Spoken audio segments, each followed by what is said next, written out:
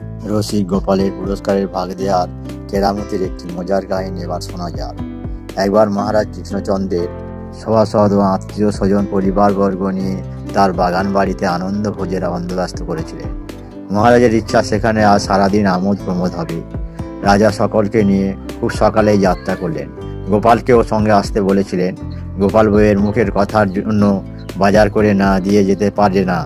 যেদিন বাজার না করে দিয়ে যা সেদিন বাড়িতে খুব অশান্তি হয়। একথা সোজাসুজি না বলে মজা করার জন্য মহারাজকে বললেন, আমার একটু মানে কোনো ব্যাপার নয়, আমি পরে আসছি মহারাজ।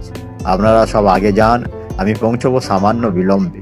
আমার জন্য আপনাদেরকে চিন্তা ভাবনা করতে হবে না। গোপাল সঙ্গে এলো না। এতে রাজা মনে মনে খুব রেগে গেলেন। তাকে জব্দ করবার জন্য বাগান বাড়িতে দারোয়ানকে হুকুম দিলেন, গোপাল এলে তাকে একটু ভুগিয়ে তারপরে ভেতরে ঢোকাবে, একথা যেন মনে থাকে।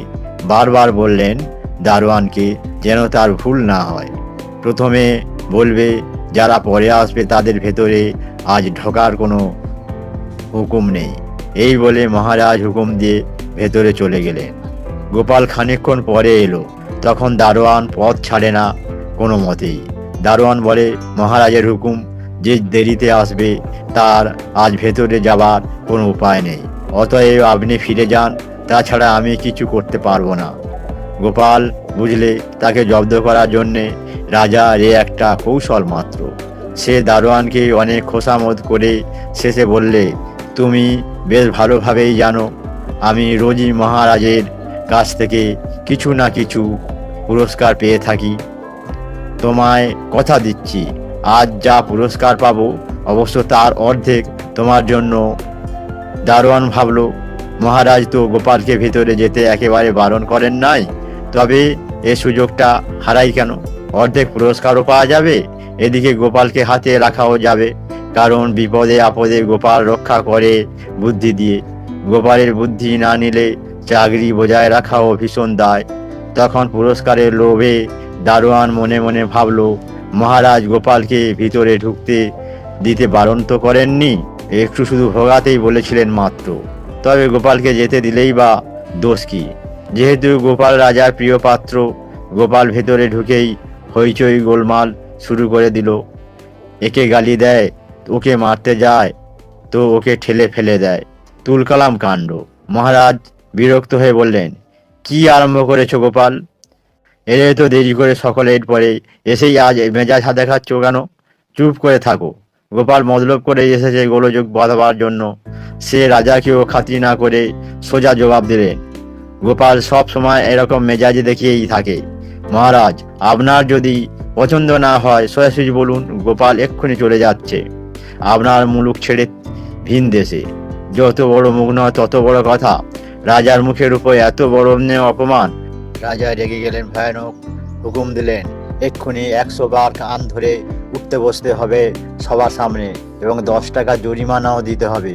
গোপাল অমনি 1 2 3 খুব জোরে জোরে আওড়াতে আওড়াতে কান ধরে উঠতে বসতে লাগলো। সবার শুদ্ধ লোক হাসাহাসি করে আর ওর মুখপানে চাইতে লাগলো। হঠাৎ গোপাল কান ধরে ওঠা বসা বন্ধ করে বলে উঠল, এই আমি 50 বার উঠেছি বসেছি মহারাজ, এই নিন 5 টাকা। আমার আজকের পুরস্কারের একজন অংশীদার আছে, বাকি 50 বার ও 5 টাকা জরিমানা তার পাওনা মহারাজ। পুরস্কারের অংশীদার? রাজা অবাক হয়ে ব্যাপার জানতে চাইলেন। গোপাল তখন দারোয়ানের কথা প্রকাশ করে বললেন, অর্ধেক পুরস্কার কবুল না হওয়া পর্যন্ত দারোয়ান আমাকে কিছুতেই ভেতরে ঢুকতে দেয়নি। রাজা একথা শুনে রেগে উঠলেন। গোপালকে ভোগাবার কথাই তিনি দারোয়ানকে বলেছিলেন, তার কাছ থেকে কাছে ঘুষ নিতে তো তিনি বলে দেননি। সঙ্গে সঙ্গে দারোয়ানকে ডাকা হলো এবং পড়লো গোপালের ফন্দিতে। তারা একে একে কান ধরে উঠাবার বসাবার জন্য কান প্রায় ছিঁড়ে গেল। কান এমন জ্বালা করতে লাগলো যে যেন প্রাণ যায়, এবং 5 টাকা জরিমানাও দিতে হলো। গোপালের কাণ্ড দেখে রাজা রাগ ভুলে গিয়ে হেসেই উত্তর দিলেন, ধন্যী গোপাল। গোপালও হেসে তার দেরির কারণ সব খুলে বলল। তার বউ এমন দজ্জাল যে তার কথা শুনতেই হবে। মহারাজ তখন সন্তুষ্ট চিত্তে গোপালকে 100 টাকা পুরস্কার দিলেন। এদিকে দারোয়ান মনে মনে ভাবছে, কার মুখ দেখেই যে উঠেছিলাম, গানকে গান গেল, আবার আমার নগদ 5টা টাকাও গেল। ধন্যি গোপাল, ধন্যি। আর কোনোদিন এ ভুল করব না। সারা জীবন যতদিন বাঁচবো আমার এটা মনে থাকবে।